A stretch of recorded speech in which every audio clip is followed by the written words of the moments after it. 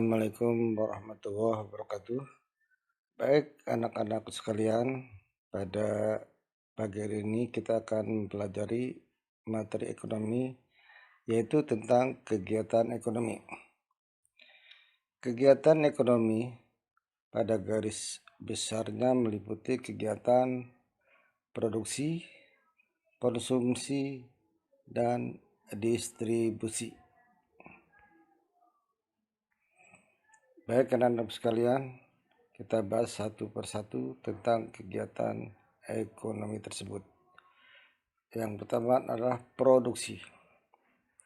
Apa yang dimaksud dengan produksi? Produksi adalah kegiatan yang menghasilkan suatu barang atau jasa, atau diartikan sebagai kegiatan yang menghasilkan barang atau jasa, atau kegiatan yang menambah nilai guna barang atau jasa. Itu disebut produksi. Adapun faktor-faktor produksi ada 4. Yang pertama, faktor alam atau sumber daya alam.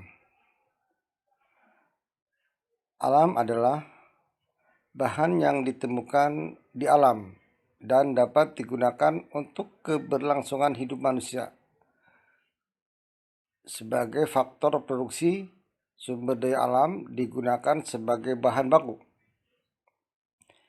Diambil contoh misalnya tanah atau lahan, hutan, air, bisa juga barang tambang. Faktor produksi yang kedua adalah tenaga kerja.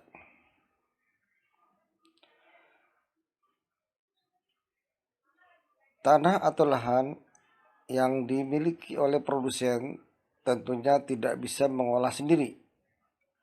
Faktor yang kedua adalah tenaga kerja. Tenaga kerja ini bertugas mengolah lahan atau tanah.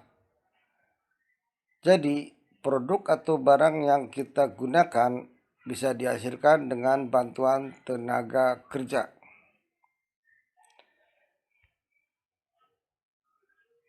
Nah, di sini ada beberapa jenis tenaga kerja.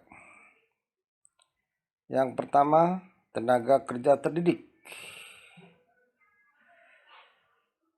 Tenaga kerja terdidik diperoleh melalui jalur pendidikan formal, yaitu dari tingkat SD sampai SMP, SMA, sampai perguruan tinggi. Contoh daripada tenaga kerja terdidik adalah misalnya dokter, arsitek, pengacara, guru. Yang kedua, tenaga kerja terlatih. Tenaga kerja terlatih dihasilkan melalui latihan atau kursus.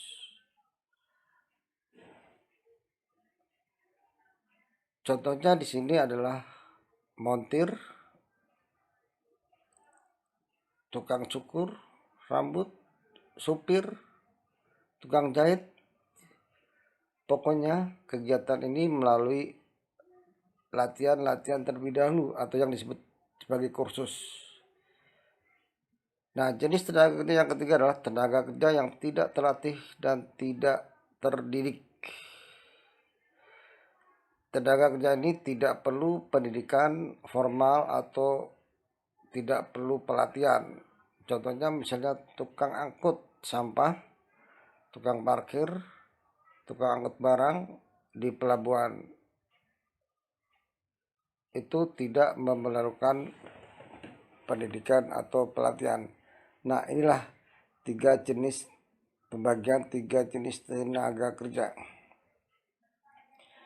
Nah, pada garis besarnya faktor produksi ada 2, yaitu faktor produksi asli dan faktor produksi turunan.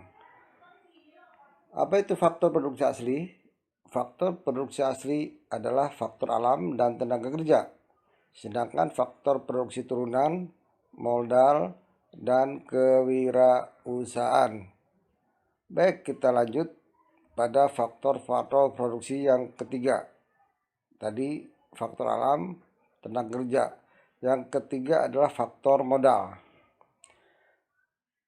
Kamu pasti sering dengar kata-kata modal. Modal tidak hanya berupa uang saja, tetapi bisa juga berupa mesin, bahan mentah yang digunakan untuk proses produksi, atau gedung perkantoran juga disebut sebagai modal. Yang keempat adalah kewirausahaan. Kewirausahaan artinya kemampuan untuk menjalankan perusahaan agar berproduksi secara efisien dan menguntungkan dengan cara menyatukan faktor-faktor produksi. Jadi antara 3 faktor di atas harus ada yang mengatur supaya proses produksi berjalan dengan baik dan sesuai dengan rencana. Nah, itulah 4 dari faktor-faktor produksi. Baik, kita masuk pada kegiatan ekonomi yang kedua, yaitu distribusi. Distribusi adalah kegiatan ekonomi yang tujuannya menyalurkan barang dari atau jasa dari produsen kepada konsumen. Ada 3 jenis distribusi. Ada distribusi langsung, di mana konsumen langsung berhubungan dengan produsen. Misalnya tukang sate, dia produksi lalu menjual langsung pada pembeli. Atau pedagang-pedagang asongan, toko warung-warung yang ada di kampung-kampung, pedagang keliling, itu termasuk distribusi langsung karena dia menyalurkan langsung kepada konsumen. Ada juga distribusi semi langsung. Distribusi ini menyalurkan barang dari produsen tapi tidak langsung kepada konsumen. Dia membuka cabang tapi masih bagian daripada pabrik tersebut. Misalnya Ahas. Ahas adalah cabang daripada Honda, sehingga Ahas ini merupakan distribusi semi langsung, jadi tidak langsung dari pabrik. Itulah yang dimaksud dengan distribusi semi langsung. Dan yang ketiga adalah distribusi tidak langsung, yaitu menyalurkan barang dari produsen kepada konsumen melalui beberapa perantara, dari agen, grosir, toko, lalu pedagang eceran, bisa juga pada pedagang keliling. Nah, inilah 3 jenis distribusi.